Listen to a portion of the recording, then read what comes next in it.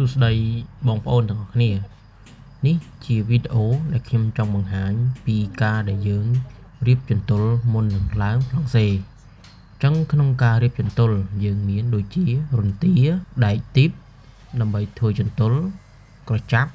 ហើយនឹងជើងសារ៉េពេលដែលយើងរៀបជន្ទល់គឺយើងត្រូវរៀបរន្ទាធ្វើជាគំរូជាមុនសិនហើយរន្ទារបស់យើងគឺយើងរៀបឲ្យមានជួរ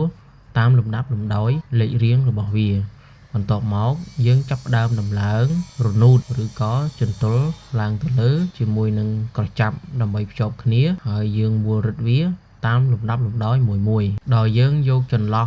ក្នុងមួយប្រឡោះប្រហែល6ទៅ7ទឹកហើយយើងចាប់តាមលំដាប់លំដោយរហូតដល់ចំណុចដែលយើងត្រូវការដូច្នេះនេះជាចំណុចដែលសំខាន់សម្រាប់ចាប់ផ្ដើមធ្វើការងារប្លង់សេបាតអាគារនីមួយៗគ្រប់អាគារទាំងអស់សូមអរគុណនិងជម្រាបលា